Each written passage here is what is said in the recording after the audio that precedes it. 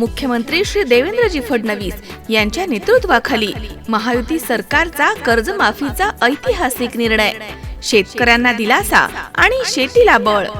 पुण्यश्लोक अहिल्यादेवी होळकर शेतकरी कर्जमुक्ती योजना 2026.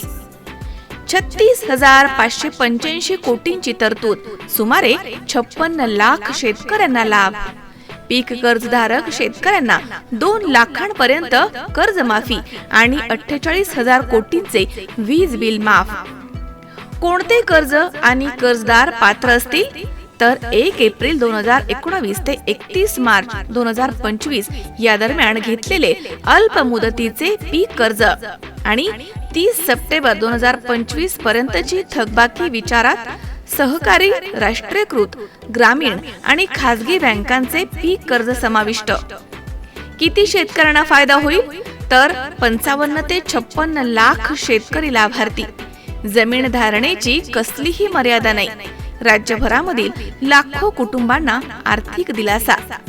महायुती सरकारकडून अटी शिथिल, पूर्वीच्या काही मर्यादा शिथिल केल्या, अधिक शेतकरी कर्जमाफीच्या कक्षेत आणले. 50,000च्या मर्यादेऐवजी 2 लाखांपर्यंत लाभाचा मार्ग मोकळा.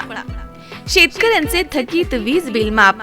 यामध्ये 7.5 HP पर्यंतच्या कृषी पंपधारकांचे थकीत वीज बिल माफ होणार. तब्बल 30 लाख शेतकऱ्यांना लाभ. शेतकरी कल्याणासाठी घेतलेल्या या महत्त्वपूर्ण निर्णयाबद्दल भारतीय जनता पार्टी महायुती सरकारचे मनपूर्वक आभार. शुभेच्छुक डॉक्टर सुजय राधाकृष्ण विखे पाटील, प्रदेश उपाध्यक्ष, भारतीय जनता पार्टी महाराष्ट्र.